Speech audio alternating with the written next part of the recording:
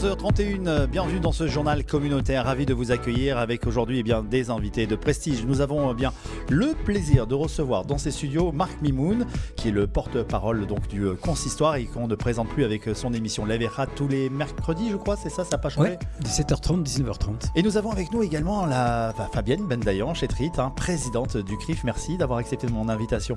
Merci à vous de me recevoir. Alors, on va vous inviter, mesdames et messieurs, à vous installer confortablement. C'est une petite demi-heure ensemble sur ce journal communautaire. Et j'ai demandé donc à Marc Mimoun de venir me rejoindre parce que j'avais envie de parler avec toi, Marc. J'avais envie de discuter un peu avec toi.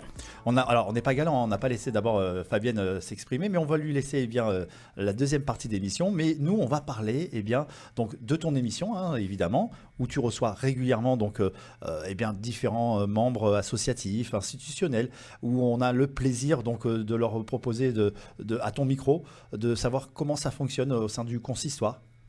Oui, Patrick. D'abord, merci de me recevoir. Et puis, c'est agréable aussi d'être invité, de non plus être de l'autre côté de la barrière.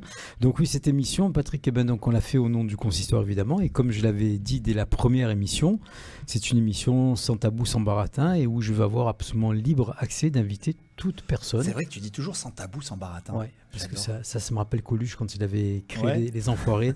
et bon, c'est une génération peut-être ancienne pour toi, mais qui reste dans notre cœur à nous. Et donc, voilà, cette émission, elle est faite pour recevoir tous les membres de la communauté, tous les gens qui veulent apporter quelque chose à la communauté, quelles que soient leurs idées, quelle que soit leur opinion, et quelle que soit leur tendance politique ou religieuse, évidemment. Alors, ce consistoire, c'est vrai que j'ai eu le plaisir, grâce à toi, de faire partie justement de cette belle équipe dans la commission jeunesse que on va dire que tu présides cette commission jeunesse, c'est toi le référent responsable, mon responsable, et j'aimerais qu'on parle aussi donc de cette jeunesse marseillaise. Il y a plein de choses qui vont se passer au sein de cette commission jeunesse, et notamment un Shabbat qui arrive prochainement, c'est ça? Oui, alors Patrick, d'abord merci de nous avoir rejoints dans cette équipe du consistoire, comme tu dis. Tu as vu qu'il y a beaucoup de boulot, mais c'est toujours un plaisir d'y être. Et puis je suis content que tu sois rentré dans la commission jeunesse parce que j'étais, je crois, le plus âgé de l'équipe et ils m'ont collé la commission jeunesse. Donc ça me fait plaisir en même temps. Tu n'es pas âgé du tout. Mais c'est peut-être pas la meilleure image qui soit. En tout cas, c'est un plaisir de travailler avec toute l'équipe qui est autour de nous au niveau de la commission jeunesse. Et des activités, il va y en avoir. On a pour mission pendant ce mandat, je vais être clair avec tous les auditeurs, on a pour mission d'essayer de retrouver une jeunesse qui s'est peut-être un petit peu éparpillée. Oui. Et aussi essayer de donner les moyens, parce que nous ne sommes pas un mouvement de jeunesse, nous ne sommes pas des producteurs et des organisateurs, mais nous allons cautionner tout ce qui peut avoir attrait à la jeunesse, que la jeunesse juive se re-rencontre dans les conditions qu'ils souhaitent avec leur identité. Voilà. Il est important de donner justement un soutien au sein de toutes ces associations qui sont nombreuses à Marseille, très actives. Alors chacun, ce que je dis là, ses clients, mais c'est bien de pouvoir échanger de façon visible, de façon transparente avec l'ensemble de ces associations et de proposer. On a tous la même mission en fait, en quelque sorte, de réunir, de fédérer. Tout à fait. Et il n'y a rien de plus beau que de fédérer toujours dans la communauté, mais avec justement des idées différentes, parce que ça serait monotone d'être toujours tous sur la même longueur d'onde. Et donc Patrick, comme tu l'as dit, il va y avoir on va cautionner des Shabbatot pendant l'année. Le prochain aura lieu très bientôt, puisqu'il aura lieu le 26 janvier, pardon. Exactement. Alors je regarde, tu vois, moi j'ai mes petites sèches. Alors le premier, il va être à la veille de la grande journée du 28 janvier, journée où j'espère toute la communauté sera présente. Bien sûr que Fabienne vous en parlait tout à l'heure, Pardon, mais c'est le dimanche 29 janvier. En fait. Dimanche 29 janvier. J'ai un problème de date là. Le dimanche 29 janvier. Je fasse un petit café, quelque chose. Non, mais on nous a tout enlevé, tu vois. Ce matin, on a déménagé la radio. Vous êtes les derniers invités de ce journal communautaire ici dans ces studios. Donc on va te faire un petit café, c'est promis. Tiens. Voilà. C'est gentil. Donc le dimanche 29 janvier où donc il y aura la journée les 80 ans de la rafle du panier. Donc c'est une date qu'il faut absolument retenir. Ne programmez rien d'autre. Est-ce que tu peux nous donner des informations précises? On sait que ça démarre le matin, donc du 29 janvier, place de l'Opéra, à partir de 10h, c'est ça? Il va y avoir des moments très forts, des moments en début de matinée, puis des moments dans l'après-midi, avec une fin de journée qui aura lieu certainement à l'intérieur de l'Opéra, dans les locaux de l'Opéra. C'est ça, effectivement. C'est ça qui est confirmé, parce qu'on sait qu'il y avait des... Tout à fait. Et en fait, le déroulé, pour l'instant, ce serait donc un grand rassemblement qui aura lieu à 10h du matin. Qui se poursuivra à 11h30 par une exposition qui aura lieu au sein de la mairie. Oui. Et puis à 14h, on rentre à l'Opéra Il y aura le dévoilement d'une plaque qui sera faite à 14h, le visionnage également d'un film à l'Opéra. Donc c'est en réalité une journée mémorielle qui est à la hauteur de cet événement qu'on va commémorer le 29 janvier, qui est à la fois les destructions des quartiers du Vieux-Port, mais également les rafles de l'Opéra, plus spécifiques à la communauté juive. Donc effectivement, tu as complètement raison de le dire. Il faut absolument marquer cet agenda. Oui. Il faut absolument que notre communauté se mobilise, pas seulement notre communauté d'ailleurs, parce que cet événement qui va peut-être prendre une dimension nationale. Il y a de nombreux invités. Je sais que donc c'est organisé par la mairie de Marseille. Il y aura plein d'invités avec de nombreux représentants de nos tissus associatifs ici à Marseille. Emmanuel Macron, il vient ou pas? Ah Attends, on l'appelle. Surprise. Je vais l'appeler. Je lui passe un petit coup de fil. C'est pas exclu. C'est pas exclu. C'est pas exclu. Apparemment, c'est ce qui se disait. Donc, bon, alors, en tout cas, on sera tous il y aura, je crois que le fils de Madame Veil, de Simone Veil, sera là. Il a confirmé. Ce qui est certain, alors a priori oui. Ce qui est certain, c'est que on aura la venue d'un ministre. On ne sait pas encore si c'est le Premier ministre qui sera présent ou si c'est un autre membre du gouvernement. Mais en tout cas, ce matin, j'ai eu la confirmation qu'il y aura un représentant du gouvernement qui sera là.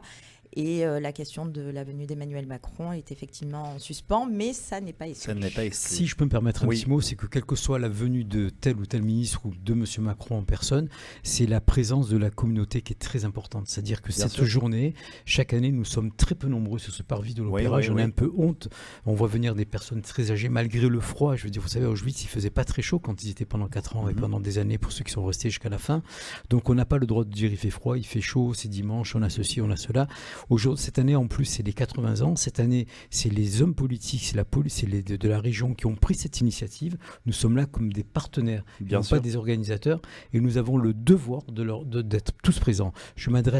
Je m'excuse, je vais dépasser peut-être les frontières, mais j'aimerais qu'on ait beaucoup de rabbinim pour une fois. Ne le prenez pas mal, mais je suis toujours très critique par le fait qu'on ait très peu de rabbinim dans ce genre de commémoration. Alors l'appel est lancé. Voilà, donc l'appel est lancé. J'espère que monsieur le grand rabbin de Marseille, le Rav Reuven Ona, va réunir tous les rabbinim, ou le maximum de rabbinim cette fois-ci. Bien sûr. Les présidents de communautés, les présidents de synagogues, les présidents de mouvements de jeunesse. La jeunesse doit être là, quel que soit l'âge, de 7 ans à 77 ans, et même plus s'il le faut, si Dieu veut. Mais on doit être tous présents, sinon ça serait vraiment une gifle vis-à-vis de la mairie de Marseille. Alors c'est bien beau de leur demander des soutiens, des cautions, leur présence, mais si nous ne sommes pas là quand eux nous le demandent et qu'ils font cette journée qui va être absolument mémorable dans pour toute une vie, pour toute une génération, ça serait vraiment une honte pour la communauté non présente. Pardon. Alors, le 29 janvier, une date à retenir, mesdames et messieurs, on va se mobiliser. Vous qui nous écoutez depuis la voiture, le studio, la maison, enfin, soyez présents tous en masse pour la commémoration de ces rafles du Vieux-Port. C'est le dimanche 29 janvier, ça démarre à 10h. Alors quand on dit le 29 janvier, il y a également un Shabbat juste avant qui s'organise avec notre jeunesse. Voilà. Et on a le plaisir justement, donc nous, Consistoire soutient justement de ces associations de jeunesse, de les aider, de leur donner un petit coup de pouce pour qu'ils puissent organiser ce Shabbat. Et je sais qu'ils sont au nombre à peu près de 50 à venir donc aussi commémorer avec le Dej, on peut le dire, bah oui. Et on va les aider pour organiser ce Shabbat, se réunir. Ils seront présents. Donc toute cette jeunesse sera présente également. Je crois qu'on a travaillé là-dessus. Non seulement elle sera présente, mais a priori on va tous les équiper d'un kawaii avec le logo. Avec le logo enfin le logo, c'est pas peut-être le mot idéal pour parler de la rafle, mais enfin il y aura quelque chose qui sera significatif. Donc on espère que toute la jeunesse sera là, que les mondes jeunesse seront là, que tout Marseille sera là tout simplement, toute la communauté doit être absolument présente. On n'est pas là que pour faire la fête, on est là aussi pour se rappeler, parce que sans la mémoire, on ne serait pas là aujourd'hui, et sans nos anciens, on ne serait plus là du tout. Alors dans ces Shabbats communautaires, où on donne des petits coups de pouce pour notre jeunesse, mon cher Marc, je sais qu'également arrive le grand Shabbat intercommunautaire avec la communauté de Toulon. Alors, ça s'appelle le Shabbat Léava. Tu vois, j'ai mes petites sèches sur mon téléphone. Ça sera à Toulon, je crois que ça se remplit très très très bien. Ouais. Alors, le but de ces Shabbatot... Parle-nous-en justement, c'est important. C'est que la jeunesse se rencontre, c'est que la jeunesse échange. Il y aura donc ce premier Shabbat qui va avoir lieu à Toulon. Il y en a un deuxième qui est programmé pour le début juillet à Marseille, qui va aller de Bordeaux à Nice. On va essayer de réunir la jeunesse de tout le sud de la France et qui sera clôturé le dimanche par un tournoi de football, certainement sur le terrain du SMUC à Marseille. Mais enfin, on reviendra sur cette programmation. Mais voilà, donc il faut que la jeunesse se retrouve, la jeunesse se rencontre, les jeunesses échangent, la jeunesse se marie. Je veux dire, je veux que la jeunesse elle se marie. On le veut tous. Non, bah oui, on aimerait voir nos synagogues remplies de mariages, de fêtes, de smichot, et arrêtons peut-être de s'échapper de tout ces belles choses qui existent et qui doivent continuer et qui doivent perdurer dans le temps. Ah bah on va les faire perdurer et je suis certain que moi je sais que j'ai de l'envie, t'en as aussi, on a tous de l'envie ici avec cette belle équipe du consistoire. On vous rappelle donc ce Shabbat qui est organisé, donc je le rappelle, au mois de février, du 3 au 5 février 2023, c'est 100 € seulement, c'est du all inclusive. Donc si vous avez envie de faire la fête, vous les jeunes qui nous écoutez, si vous avez envie de vous retrouver, de passer une ambiance sympathique, eh bien on vous invite à vous inscrire rapidement pour ce Shabbat communautaire. Tout est inclus à l'intérieur, les logements, on a les repas, on a, je vois qu'on a les rencontres, c'est inclus à l'intérieur, ça aussi. Et on vous propose également le samedi soir aussi un thème très sympa. On réserve au 06 46 13 75 77. Il y a un deuxième numéro, le 06 10 28 77 62. Voilà, comme ça l'information est passée. Mon cher Marc. Et peu de temps après, on réservera les roupottes évidemment pour les futurs mariages. Alors, tu es le premier arrivé au micro donc, de ce journal communautaire du consistoire. J'ai également proposé à d'autres intervenants de venir me rejoindre prochainement. Dans les prochains numéros du journal communautaire, on recevra Lulu Bérébi qui viendra nous parler un peu de toute cette belle expérience qu'il a donnée pendant ces nombreuses années au consistoire, et c'est un vrai plaisir de l'accueillir, de le recevoir, de lui demander qu'est-ce qu'il pense de cet avenir qui arrive. On aura également Michel Cohen-Tenoudji qui sera là, là aussi au micro du journal communautaire, et viendra par la suite également Céline Saadoun qui est la nouvelle directrice du consistoire. Donc voilà, plein de belles choses, ça bouge bien, je pense à Marseille, au consistoire, c'est bien. Oui, alors, alors puisque tu dis ça, Patrick, c'est bien d'en reparler, parce qu'on a décidé aussi pendant ce mandat d'être un peu plus visible. Oui. Parce que les premières 5 années, malheureusement, il y a eu ces années de Covid où les gens ont cru qu'on était absent, mais en fait, on faisait un travail de l'intérieur énorme, ne serait-ce que pour les paniers de Shabbat et pour plein de choses en parallèle. Et donc, cette année, on ne va pas être envahissant, mais on va être plus visible. C'est-à-dire que je pense que les gens ont le droit aussi de savoir le travail que nous faisons, les résultats que nous obtenons, et de se promener dans les communautés. Donc, on a commencé dimanche dernier par la communauté d'Etzraïm. Le mois prochain, on sera à Yavne, puis après, on sera dans d'autres communautés. On va aller aussi vers les communautés pour que les gens... Je trouve ça bien, moi. Tu vois, le conseil d'administration qui s'est passé à l'intérieur de la communauté d'Etzraïm, je trouvais ça génial. Oui, on était super bien reçus en plus, c'était très agréable. La prochaine fois, ce sera à Yavne, je crois. Et puis on va tourner pendant les 5 ans. Mais j'ai même dit, tu vois, la dernière fois, j'ai dit, on en parlait, et puis voilà, on en parle avec transparence. J'ai dit, mais on devrait faire évoluer le truc. Quand j'étais gosse, moi, j'allais au conseil municipal. À l'époque, j'habitais Vitrolles et j'assistais au conseil municipal et je m'intéressais à ce qui se passait dans ma ville. Et on avait cette possibilité donc d'avoir un public au conseil municipal, d'assister et de se lever, de poser une question à monsieur le maire, à tous ces dirigeants qui dirigent notre ville. Et je trouve que ça peut être intéressant de faire évoluer justement ces conseils d'administration à l'intérieur de ces communautés où l'on peut avoir un public. C'est qui le public? C'est les représentants, les membres de cette communauté qui ont des questions directement à poser au sein des membres de ce conseil d'administration du consistoire. Donc voilà, je dis ça, je dis rien, mais bon, moi je trouve ça sympa, intéressant. Moi, ça me permet de rebondir parce que ce souci de proximité dont fait preuve le consistoire, c'est vraiment une de mes préoccupations aussi. Je crois que notre communauté, elle a vraiment besoin, en tout cas de nos institutions représentatives en particulier, on a vraiment besoin de faire ce travail de proximité avec notre communauté. Et donc du coup, j'ai proposé, en fait, ça faisait partie de mes projets de campagne, j'ai proposé à Michel Cohen-Tenoudji et à Lionel Stora d'organiser prochainement une grande journée qui sera les États généraux de la communauté. L'idée, c'est précisément de rassembler en fait notre communauté, de donner la parole à notre communauté, d'entendre les préoccupations de notre communauté, d'essayer de pouvoir, nous, en tant qu'institution, de pouvoir apporter des réponses. Et donc, moi aussi, je salue vraiment ce travail qui est réalisé au sein du consistoire aujourd'hui. Je trouve moi aussi l'idée absolument géniale de se déplacer pour réaliser les conseils d'administration. Et je crois qu'aujourd'hui, voilà, on entre dans une véritable dynamique où il y a une prise de conscience sur le fait que pour que nous puissions être représentatifs, il faut que nous entendions ce que la communauté a à nous dire. Tout à fait. Donc voilà, donc prochainement, les états généraux de la communauté, ça sera un grand rendez-vous communautaire. Génial. On va réunir tout le monde, on va rassembler tout le monde. L'idée, Oui, c'est moi de je faire... veux, moi aussi. Oui, je veux mais... tous vous recevoir dans le journal communautaire aussi. Alors, je ne sais pas si ça pourra se faire tous dans le journal communautaire, mais en tout cas, je nourris beaucoup d'espoir sur cette journée pour faire la démonstration à la fois de notre unité, de notre solidarité et de notre volonté d'être à l'écoute de notre communauté. C'est-à-dire qu'il faut casser les frontières dans un grand 1 et grand 2, peut-être expliquer quand même aux membres de la communauté que chacune des associations a un rôle important. On est complémentaires, c'est-à-dire qu'on ne va pas aller sur les plates-bandes du CRIF ou du Fonds social, chacun a son activité, chacun a ses actions, mais le but, c'est le bien-être de la communauté. Donc je veux dire, je connais Fabienne, je connais Lionel, je connais Michel, et je sais que ce trio va former un beau tripode. Je veux dire, chez nous, on est toujours passé sur une base de tripode, Abraham, Yitzhak et Yaakov. Ben là, cette année, on va voir le consistoire, le CRIF, le Fonds social, main dans la main, pour aller le plus loin possible et le mieux possible pour la communauté. Alors, Marc, je te propose de mieux découvrir Maître Fabienne Bendayan-Chetrit, qui a prêté serment le 4 février 2002. Elle est avocate et elle exerce au barreau de Marseille. Alors, Fabienne Bendayan-Chetrit, qui a été élue à l'unanimité, 64 voix sur 64, le dimanche 2 octobre, à la présidence du CRIF Marseille-Provence. Elle succède à Bruno Benjamin pour un mandat d'une durée de 3 ans renouvelable. Nouvelle présidente, bonjour. Bonjour Patrick. On l'a refait au départ. Alors, on a plein de choses, on a envie de savoir un petit peu quelles sont les différentes actions du CRIF. Est-ce que déjà on peut rappeler, le CRIF c'est quoi ? Alors, le CRIF, c'est quoi ? Le CRIF, c'est avant toute chose une fédération. C'est-à-dire que nous sommes conseil représentatif des institutions juives de France et on fédère donc un certain nombre d'associations au sein du CRIF qui sont représentatives au sein de la communauté. Donc ça, c'est la première des choses. La deuxième chose, c'est statutairement, quel est l'objet du CRIF ?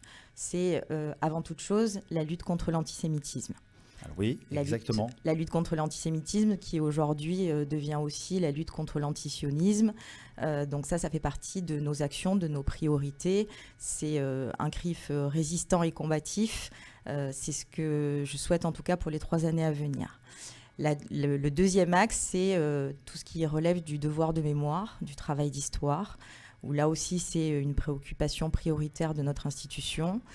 Tu l'as souligné effectivement tout à l'heure, on a évoqué la question de cette commémoration des 80 ans des rafles du Vieux-Port et de l'Opéra.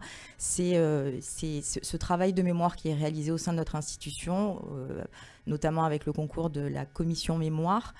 C'est un travail qui est essentiel. C'est la nécessité de se mobiliser, de rassembler, de rappeler, d'enseigner pour les générations à venir pour que plus jamais ça ne puisse arriver. Donc c'est vraiment un travail de fond que nous réalisons. Il y a un voyage qui a été réalisé, c'est le voyage de la mémoire qui a été réalisé à Berlin au mois de décembre, où nous avons réuni en fait 5 établissements de toutes confessions confondues. On a 40 élèves qui se sont déplacés à Berlin dans le cadre de ce voyage. Et l'idée vraiment, c'est quand on parle de devoir de mémoire, c'est avant toute chose un travail d'histoire. Et c'est aussi éduquer, enseigner pour effectivement connaître notre passé et préparer notre avenir. Alors concernant ton engagement au CRIF, on en parle, il y a des grandes missions qui sont au programme, une communauté donc unie et solidaire, une grande action, les états généraux de la communauté, le CRIF résistant, combatif et communicant également, la défense de l'identité juive, le devoir de mémoire, on en parle, et la jeunesse aussi, je sais que c'est un axe très important pour toi, la jeunesse. C'est pour ça que j'ai dit tiens, je vais demander à Marc à la commission jeunesse de venir avec nous, parce que j'avais envie aussi de parler de cette belle jeunesse. On va te proposer de nous rejoindre aussi alors. Tu peux. Alors, il y a un dîner du CRIF qui s'organise. Alors, c'est rigolo, je vais le dire à huis clos, tu vois. C'est le dîner qui aura lieu... À huis clos à l'antenne, donc. Le 19 janvier, tu vas recevoir donc à Marseille Yonatan Arfi, qui est le président national du CRIF, et également l'imam Hassen Chalgoumi sera présent. Donc, c'est fermé. C'est juste... C'est quoi je voulais en parler un petit peu parce qu'on ne peut pas assister, mais tu nous en parles ? Oui, bien sûr. Alors, juste une petite précision, c'est que hier, nous avons pris la décision de reporter cette soirée. Ce dîner. En l'état du mouvement de grève nationale qui s'organise le 19 janvier, qui risque de compliquer un petit peu les déplacements. Au niveau des transports. Tu vas le reporter souvent alors Non. Alors, pour l'instant, il n'y a pas de date fixée, mais ça sera en tout cas probablement le 31 janvier, mais à confirmer. l'idée pour moi, c'est effectivement de réunir l'ensemble de nos associations. D'exposer, vous savez, enfin, on est sur un bilan, j'ai pris mes fonctions le 2 octobre, donc c'est un peu le bilan des 100 jours. Qu'est-ce que nous avons réalisé, qu'est-ce que nous avons mis en place, quelles sont les commissions qui ont été mises en place. D'ailleurs, à ce titre, ça me permet de rebondir sur la question de la jeunesse que tu évoques, puisque institutionnellement, au sein du CRIF, il y a un certain nombre de commissions qui sont mises en place depuis toujours. La commission politique, la commission statut et mandat, la commission mémoire, bien évidemment, la commission Israël. Et cette année, j'ai décidé du coup de créer 2 nouvelles commissions, parce que tu as évoqué effectivement les axes prioritaires de mon mandat. Le CRIF, effectivement, résistant et combatif, le CRIF qui défend notre identité et défend la mémoire, le CRIF également ouvert et citoyen, et ça, on va évoquer la question du dialogue intercommunautaire, mais pour qu'on soit un CRIF ouvert et citoyen, c'est aussi, avant toute chose, s'inscrire effectivement dans une démarche qui nous permette de rayonner au sein de la société. Et donc, du coup, j'ai pris la décision cette année de créer 2 commissions complémentaires qui faisaient, à mon sens, défaut à notre institution. C'est la commission jeunesse et également la commission femmes dans la cité. Ces 2 commissions, alors pour ce qui est de la commission jeunesse, l'idée c'est un petit peu différent de ce qui s'organise autour de la commission jeunesse du consistoire. Nous, ce dont on a envie, c'est vraiment de susciter des vocations, de faire en sorte que notre communauté ait envie de se mobiliser, ait envie de s'engager, que ce soit sur le plan associatif, que ce soit sur le plan politique. On a besoin des forces vives de notre communauté et on a besoin d'engagement, on a besoin de renouvellement. Bien sûr. Et l'idée de cette commission, c'est effectivement de susciter cet engouement, cet engagement. On a la chance au sein du CRIF de fédérer les mouvements de jeunesse, tous les mouvements de jeunesse, de fédérer également les écoles. Donc l'idée vraiment, ça sera pour cette commission de travailler sur la nécessité de l'engagement de notre jeunesse dans la société. Je pense que ça serait bien, alors Fabienne, que justement de temps en temps on puisse travailler ensemble, parce qu'il y a parfois des demandes communes. Là aujourd'hui, les mondes jeunesse ont un problème, par exemple au niveau de locaux, enfin il y a pas mal de choses, on ne va pas les développer maintenant à la radio, mais ça serait bien qu'un jour on ait une réunion, vous et nous. On la fixe quand tu veux. Avec plaisir, et comme ça on pourra peut-être répondre, et l'union fait la force, on pourra peut-être mieux leur répondre et mieux les aider, et essayer évidemment de créer les futurs cadres communautaires. C'est exactement ça. Parce que je veux dire, c'est un petit peu gênant aujourd'hui de continuer à être actif entre guillemets à nos âges. Parle pour toi, hein. Pour moi, bien sûr. Pas pour vous. Et derrière, on dirait que bon, ça manque un petit peu de ressort. Oui, donc on a besoin de renouveau, on a besoin de cet engagement, et donc on va aller les chercher, on va leur expliquer ce qu'on fait, on va leur expliquer la nécessité de se mobiliser, de s'engager. Alors c'est bien parce que tu continues un petit peu à poursuivre sur la voie de ton prédécesseur, mettre l'accent sur la jeunesse. Tu envisages de créer donc cette commission au sein du CRIF. Le support de l'avenir, c'est nécessairement nos jeunes.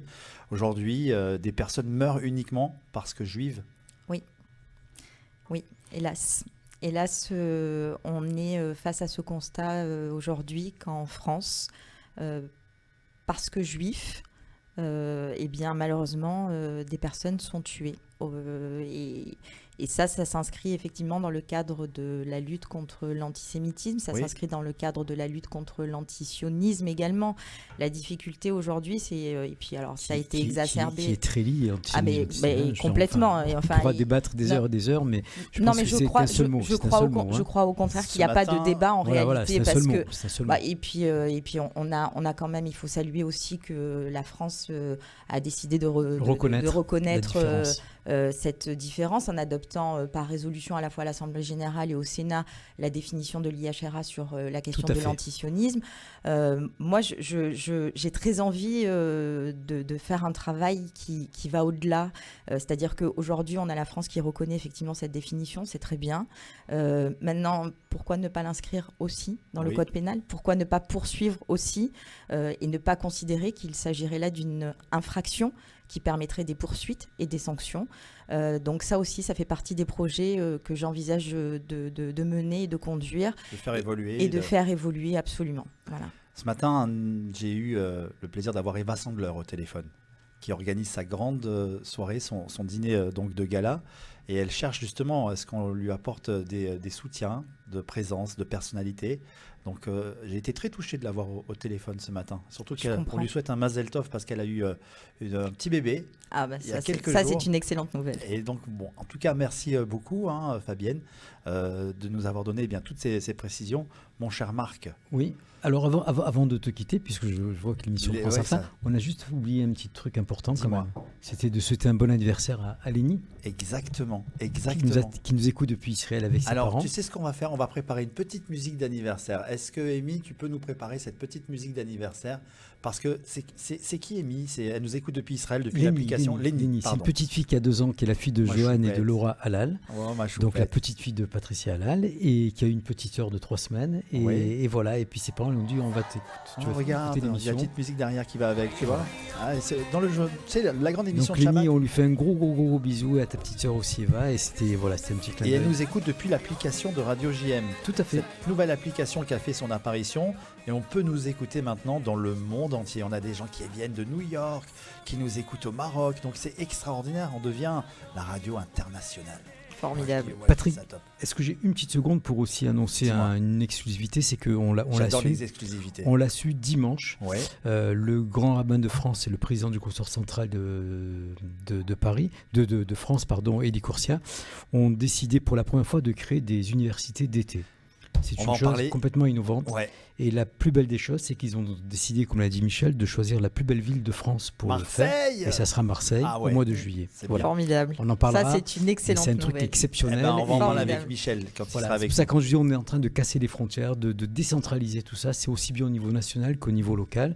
Et on va tous travailler main dans la main. Absolument. Merci en tout cas. Oui, merci à toi. Non, vas-y, je voulais rajouter quelque chose. Non, j'allais parler à la maison ici. Alors, juste, si je peux me permettre, il y a, dans le cadre des commémorations des rafles du Vieux-Port et de l'Opéra, le département organise également le 23 janvier une cérémonie. Donc là aussi, c'est pareil. On invite notre communauté à être présent aussi aux côtés de Martine Vassal dans le cadre de cette commémoration. On sera là. Je serais bien resté avec vous encore pendant une demi-heure supplémentaire, mais il y a l'information qui arrive. Non, mais je suis bien, moi, je discute en toute simplicité et en toute détente. C'est ça que j'aime. En tout cas, merci d'avoir accepté mon invitation, Fabienne. Merci à toi. Présidente du CRIF, d'avoir été au micro de ce journal communautaire. Merci à Marc Mimoun, notre représentant du consistoire, le porte-parole avec l'émission L'Everhad. Je vais l'écouter. Merci à vous. Encore et toujours. En tout cas, je vous souhaite un très grand Shabbat Shalom. Shabbat Shalom. Qu'on se voit toujours dans la joie, dans les bonnes nouvelles, et qu'on continue à donner des actions justement pour notre communauté que l'on aime tant. Amen. Shabbat Shalom, et n'ayez pas peur de venir vers nous. On sera toujours à votre écoute. On est là. Merci à vous tous. C'est la fin de ce journal communautaire. Dans un instant, vous avez rendez-vous donc avec l'information. Et c'est Amy qui nous envoie derrière la petite programmation juste avant, une petite mix musicale. Et on se retrouve la semaine prochaine pour un tout nouveau journal communautaire. Je rappelle que la paracha de la semaine, c'est Shemot. Je vois, je n'ai pas mes sèches sous les yeux. Je sais même pas à quelle heure rentre Shabbat là. Tu vois, 17h07. Voilà, c'est magnifique, comme James Bond 007. 17h07, l'entrée de Shabbat. Merci à vous tous, Shabbat Shalom, à la semaine prochaine. Retrouvez le journal communautaire, présenté par Patrick Zick.